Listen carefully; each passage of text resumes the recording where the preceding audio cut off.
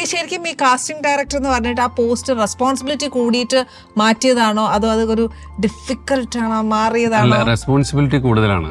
പിന്നെ ഞാൻ എന്റെ ഫോക്കസ് മാറിപ്പോകുന്ന പോലെ തോന്നി. ഞാൻ പിന്നെ ഫുൾ ടൈം അതിൽ തന്നെ ആയി പോകുന്നുള്ളത് പലരും വിളിക്കാൻ തുടങ്ങി. ആ പടമുണ്ട് ഈ പടമുണ്ട് എന്നൊക്കെ പറഞ്ഞു. അപ്പോൾ എനിക്ക് ആ സമയത്ത് അഭിനയിക്കാനുള്ള അസൈൻമെന്റ്സ് പോകാൻ പറ്റില്ല. കാരണം ഓരോ ഡയറക്ടറോട് കമ്മിറ്റ് ചെയ്താൽ നമ്മൾ അത്രയും ഓപ്ഷൻസ് ആ സമയത്ത് അവർക്ക് കൊടുക്കണം.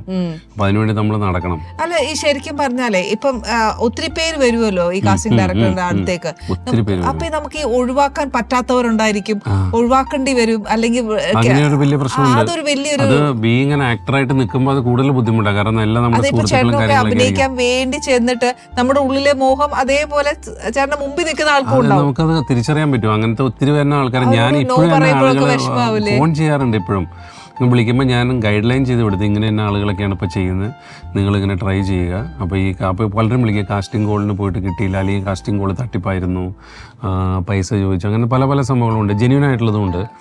അപ്പോൾ ഈ മിക്കവാറും ഈ പടങ്ങളുടെയൊക്കെ ഒരു സെക്കൻഡറി അല്ലെങ്കിൽ തേർഡ് ലെയർ ക്യാരക്ടേഴ്സിന് വേണ്ടിയിട്ടായിരിക്കും ഈ കാസ്റ്റിംഗ് കോൾ ഇടുക എപ്പോഴും. ഒരിക്കലും ഒരു മേജർ കാസ്റ്റിങ്ങിനൊക്കെയാണ് വളരെ ചുരുക്കമായിട്ടല്ലേ ഉണ്ടാവുള്ളൂ. അതൊക്കെ അല്ലാണ്ട് തന്നെ തീരുമാനിക്കപ്പെടുന്നതാണ്. അപ്പോൾ പക്ഷേ ഈ ഇത്രയും ആഗ്രഹമുള്ള ഒത്തിരി ഇപ്പോൾ നമ്മളൊരു 100 പേരോട് നിരത്തി നിർത്തി അഭിനയിക്കാൻ താല്പര്യമുണ്ടെന്ന് വെച്ചാൽ 99 പേർക്കും താല്പര്യം ഉണ്ടാവും. ഒരാളായിരിക്കും ചിലപ്പോൾ താല്പര്യമില്ല എന്ന് പറയുള്ളൂ. അപ്പോൾ നമ്മളിപ്പോൾ ഒരു ഹോസ്പിറ്റലാണ് ഇപ്പോൾ നമ്മളെ ഫിലിമിൻ്റെ ഷൂട്ടിങ്, അവിടുത്തെ ഡോക്ടറിനും നഴ്സിനും അഭിനയിക്കണം. നമ്മൾ പോലീസ് സ്റ്റേഷനിലാണ് ഷൂട്ടിങ്, SIക്കും CIക്കും അഭിനയിക്കണം. നമ്മൾ സെക്രട്ടേറിയറ്റിലാണ് ഷൂട്ടിങ്, മന്ത്രിക്കും അഭിനയിക്കണം, MLAക്കും അഭിനയിക്കണം. അതാണ് ഇപ്പോഴത്തെ കാലഘട്ടം. അപ്പോൾ ഇവർക്ക് എല്ലാവർക്കും അഭിനയിക്കണം.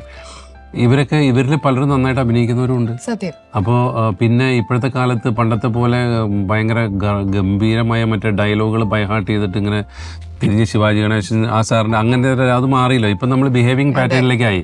അപ്പോൾ ഇങ്ങനത്തെ അഭിനയം മതി, പിന്നെ അത്യാവശ്യം അഭിനയിക്കാൻ അറിയാമെങ്കിൽ പിടിച്ചു നിൽക്കാം, അങ്ങനെയൊക്കെയുള്ള ഒരു കാലഘട്ടത്തിലൂടെയാണ് പോകുന്നത്. അപ്പോൾ ശക്തമായ കോമ്പറ്റീഷൻ നേരിടുന്ന ഒരു ഏരിയയാണ് ഇപ്പോൾ അഭിനയിക്കാൻ. ഞാൻ നാളെ ഒരു പടത്തിൽ അഭിനയിക്കാൻ ചെല്ലുക എന്ന് പറഞ്ഞാൽ 50 പേര് അവിടെ നിൽക്കുന്നുണ്ടാവും. സത്യം. തീർച്ചയായിട്ടും ഒരു പിടി മേളിൽ നിൽക്കുന്ന ആൾക്കാരായിരിക്കും ചിലപ്പോൾ. അപ്പോൾ ഒരു ഡിമാൻഡിങ് ആയിട്ടുള്ള ഒരു പേഴ്സൺ അല്ലെങ്കിൽ റോളുകൾ കിട്ടാൻ ബുദ്ധിമുട്ടാണ് ഇപ്പോഴത്തെ കാലത്ത്. നമ്മൾ തന്നെ ഇപ്പോൾ എനിക്ക് അന്വേഷിച്ച് കണ്ടുപിടിക്കേണ്ട അവസ്ഥയാണ്. നമ്മൾ പലരെയും വിളിക്കുകയും സംസാരിക്കുകയൊക്കെ വേണ്ടി വരും.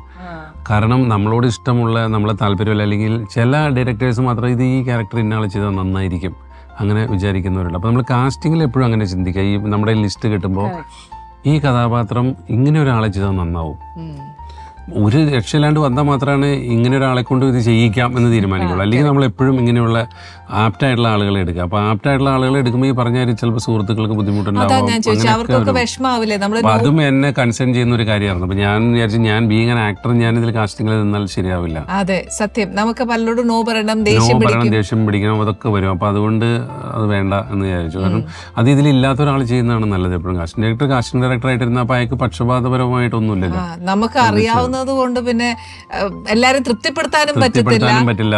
അതാണ് ഇതിന്റെ ഒരു ഈ മേഖലയുടെ ഒരു കുഴപ്പം. അതാണ്. എന്തായാലും ഇതിനകത്ത് കുറേ കാര്യങ്ങളുണ്ട് അല്ലേ? എന്തായാലും ചേട്ടൻ വന്ന നേരം തൊട്ട് എന്നോട് ഒരു സ്പെഷ്യൽ ചോദിക്കുന്നുണ്ട്, അത് നമുക്ക് എന്തായാലും ഒന്ന് സെർവ് ചെയ്താലോ? ഉറപ്പായിട്ടും.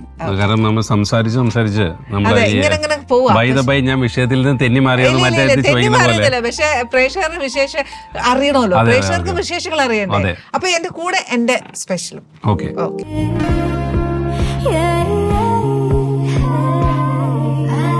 Kitchen.